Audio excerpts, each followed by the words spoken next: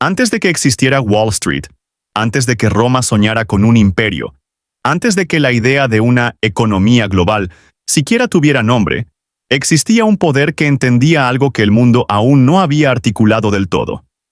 ¿No se controla un imperio solo por la fuerza? Se controla a través de la silenciosa e invisible arquitectura del dinero. Y los persas aqueménidas no solo comprendieron esta verdad, sino que la construyeron desde cero, convirtiendo las finanzas en un arma más duradera que cualquier espada.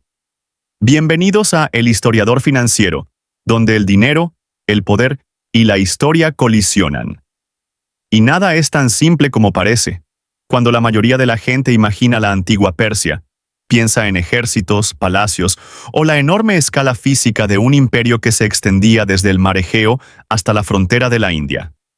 Pero bajo ese espectáculo se encontraba la verdadera máquina, un sistema financiero tan sofisticado que los gobiernos modernos todavía operan con el mismo modelo. Impuestos, moneda estandarizada, distritos administrativos, reservas soberanas de riqueza. Las consideramos características naturales del mundo moderno. Pero no fueron inventadas por los griegos, ni por los romanos, ni siquiera por los chinos. El primer sistema financiero imperial totalmente integrado provino de los persas. Y comenzó con un problema tan vasto que habría quebrado a casi cualquier gobernante.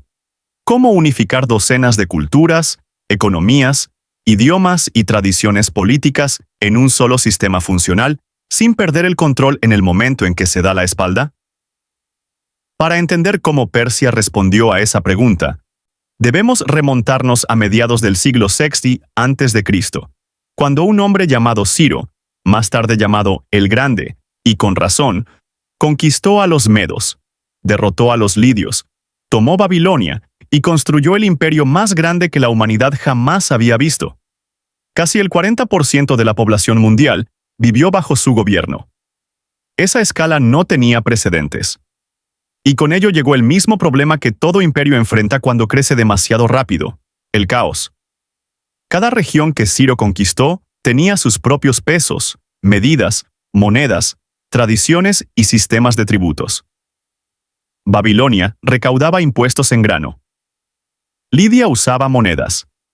Egipto prefería los impuestos agrícolas. Algunas regiones pagaban con metales preciosos, otras con ganado o productos manufacturados. Era un mosaico de sistemas incompatibles, estables a nivel local, pero inútiles para la gobernanza imperial. Ciro fue un conquistador excepcional y un gobernante sorprendentemente tolerante, pero no era un ingeniero financiero. Su sistema funcionaba, a duras penas, pero no era escalable. Y los imperios, como las corporaciones, colapsan cuando crecen más rápido que su contabilidad. Ese colapso casi ocurrió. Para cuando los sucesores de Ciro subieron al trono, las grietas ya eran evidentes. Corrupción entre los gobernadores regionales, tributos que desaparecían antes de llegar a la capital, provincias fronterizas que inventaban sus propias reglas y ninguna forma fiable de coordinar recursos a lo largo de miles de kilómetros. Si el imperio quería sobrevivir, necesitaba algo más que fuerza militar. Necesitaba estructura, previsibilidad, disciplina. El tipo de inteligencia financiera central que los estados modernos dan por sentado. Y entonces llegó el hombre que la proporcionaría, Darío I. Darío no necesitaba reinventar el imperio, necesitaba estabilizarlo. Y su respuesta fue algo que los persas nunca antes habían intentado: un enfoque sistemático, medible y unificado del dinero y el poder. En otras palabras, las finanzas imperiales. Su primer paso fue radical. Reorganizó todo el imperio en distritos administrativos llamados satrapías. Esto no era nuevo en principio. Los reyes anteriores tenían gobernadores regionales, pero Darío estandarizó toda la estructura. A cada satrapía se le asignaban cuotas impositivas precisas y fijas en función de su riqueza, población y capacidad productiva. Se acabaron los tributos arbitrarios. Se acabó el envía lo que puedas. Las obligaciones eran conocidas, predecibles, y se registraban meticulosamente. Si hoy crees que tu factura de impuestos te parece arbitraria, Imagina ser un agricultor en el siglo V a.C. y descubrir que Persia acababa de inventar el concepto de las cuotas fijas. Felicidades. Ahora vives en el primer sistema tributario burocrático a gran escala del mundo. Pero los impuestos eran solo el principio. Darío se dio cuenta de algo mucho más importante. Un imperio diverso no podía funcionar con docenas de monedas locales. Las economías no crecen gracias a la confusión. Crecen gracias a la confianza.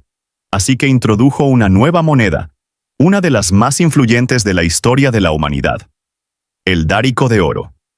El dárico no era solo una moneda, era una promesa, una unidad de valor consistente, fiable y ampliamente aceptada, respaldada por la riqueza y la estabilidad del imperio. Tenía una pureza de alrededor del 95,8% de oro, una cantidad sorprendentemente alta para la época, y un peso estándar de 8,4 gramos. Los siglos de plata, su contraparte, circulaban junto a él. Juntas, estas monedas se convirtieron en la fuente de ingresos del imperio. Por primera vez, los comerciantes desde Egipto hasta Anatolia y el Valle del Indo podían comerciar utilizando el mismo medio de intercambio. Los soldados podía pagarse en una moneda aceptada en todo el imperio. Los impuestos podían recaudarse en una unidad uniforme. Y con la estandarización llegó algo transformador: la liquidez. El dárico era tan confiable que incluso los griegos, quienes más tarde lucharían encarnizadamente contra Persia, lo adoptaron en el comercio. En cierto sentido, fue la primera moneda de reserva del mundo, precursora de la libra esterlina y el dólar estadounidense. Cuando tus enemigos usan tu dinero, estás haciendo algo bien. Pero el dinero solo importa si puede circular. Y en un imperio tan grande como Persia, ese no era un desafío menor. Por eso Darío construyó algo casi mítico en escala: el Camino Real. Con una extensión de aproximadamente 2.700 kilómetros, con estaciones de relevo cada 20-30 kilómetros, permitía a los correos viajar de Susa a Sardes en tan solo 7 a 9 días. Ese nivel de velocidad no se volvería a alcanzar hasta la invención del ferrocarril. Mensajes, impuestos, lingotes, órdenes administrativas. Todo circulaba por esta autopista de control. La carretera no era una comodidad, era una declaración. Infraestructura equivale a poder. Siempre lo ha sido.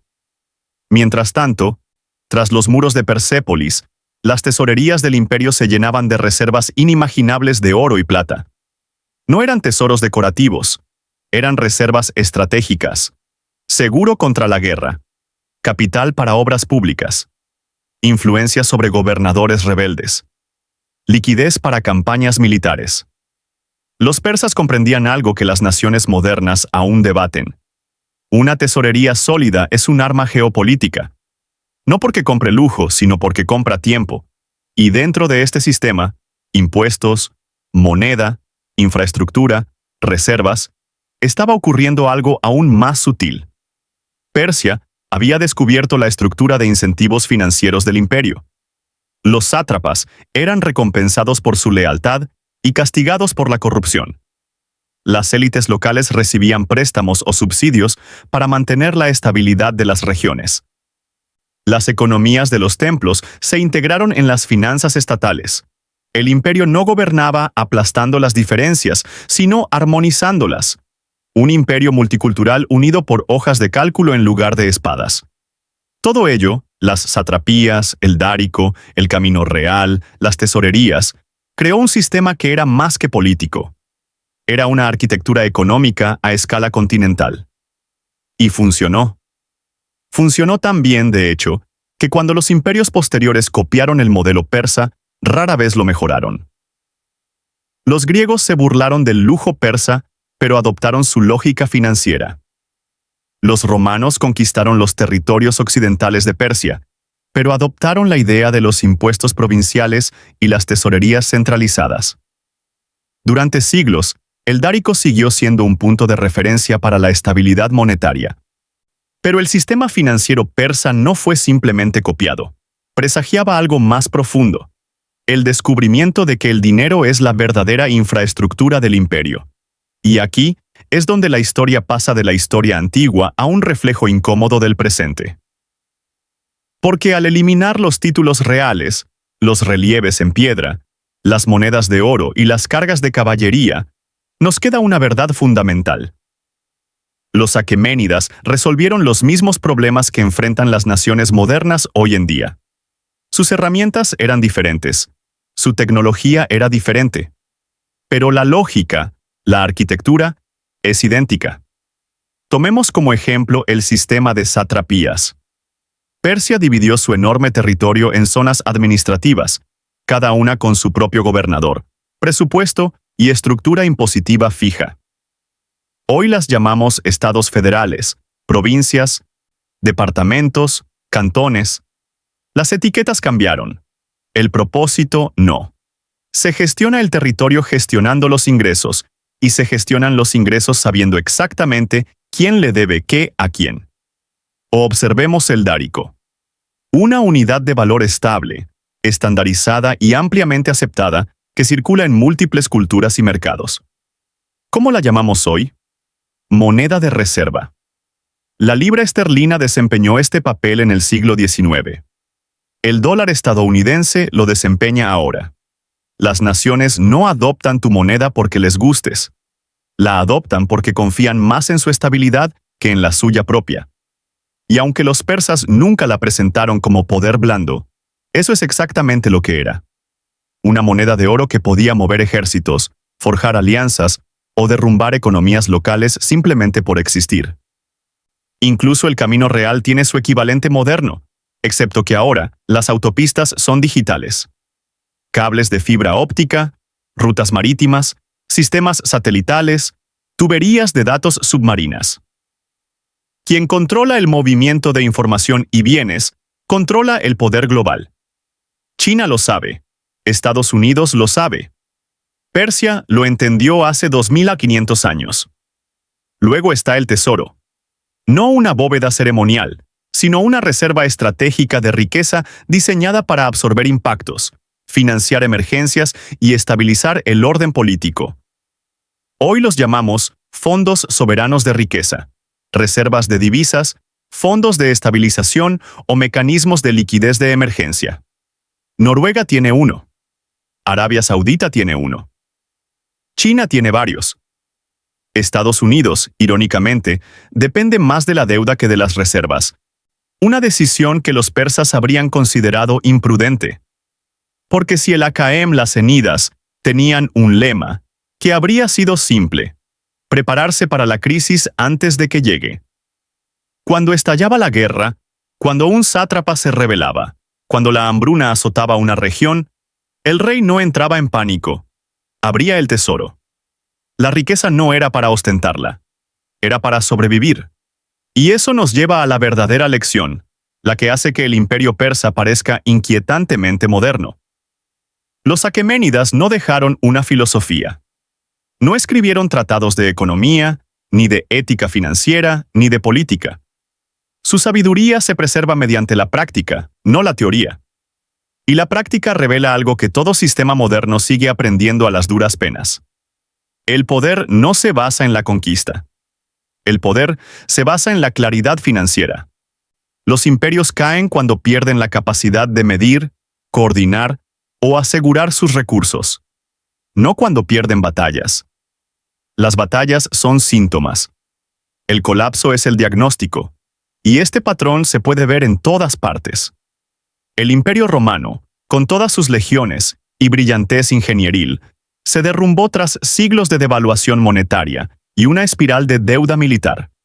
El Imperio Global de España se asfixió bajo su propio suministro de plata porque nunca dominó la disciplina administrativa que los persas desarrollaron siglos antes. El Imperio Otomano se ahogó en la extorsión fiscal y la corrupción. El Imperio Británico, debilitado por el coste de 2 guerras mundiales, vio cómo su base financiera se desplazaba al otro lado del Atlántico. Nunca son los ejércitos los que se desmoronan primero. Es el balance general. Y aquí es donde el paralelismo moderno se vuelve incómodo, porque las mismas vulnerabilidades persisten hoy, solo que las cifras aumentaron. Los gobiernos incurren en déficits que los persas habrían considerado una forma de locura. La deuda se acumula no para gestionar la crisis, sino por conveniencia política. La infraestructura se está deteriorando en países que una vez se enorgullecieron de su dominio ingenieril. La estabilidad monetaria se trata como una guía, no como un deber. Y cuando la inflación golpea, el impuesto silencioso que erosiona la riqueza sin legislación, los responsables políticos actúan sorprendidos, como si la aritmética básica hubiera dejado de aplicarse en algún momento de la última década. Mientras tanto, naciones como China han adoptado el manual persa con un entusiasmo casi nostálgico. Planificación centralizada. Reservas estratégicas. Infraestructura como palanca geopolítica. Control estricto sobre la moneda. Una estrategia financiera a largo plazo medida en décadas, no en ciclos electorales. Tanto si se admira como si se teme ese modelo, no se pueden negar sus raíces. Porque los aqueménidas descubrieron lo mismo que las superpotencias modernas acaban redescubriendo. No se puede proyectar poder a menos que se pueda financiar. Y no se puede financiar a menos que la arquitectura financiera sea coherente, disciplinada y brutalmente honesta. Y sin embargo, a pesar de toda su brillantez, los persas no eran invencibles. Su propia caída demuestra la última y más dura verdad sobre el dinero y el poder. Incluso el mejor sistema se resquebraja cuando el liderazgo deja de respetar sus propias reglas. A medida que los reyes posteriores se volvieron más distantes, más extravagantes, más aislados de las realidades administrativas que mantenían unido al imperio, la maquinaria se debilitó. Los sátrapas ganaron demasiada autonomía. La corrupción volvió a infiltrarse. Las reservas del tesoro estaban mal administradas. Y cuando llegó Alejandro, un prodigio militar respaldado por un disciplinado estado macedonio, Persia no fue derrotada por el heroísmo ni el destino. Fue derrotada por un sistema que había dejado de tomarse en serio. Los imperios no se derrumban por culpa de los enemigos. Los imperios se derrumban porque olvidan por qué su sistema funcionó en primer lugar. Entonces, ¿qué significa todo esto para nosotros? Significa que los principios fundamentales que descubrieron los aqueménidas hace 2 milenios y medio no han caducado. No son artefactos antiguos, son leyes de la gravedad financiera.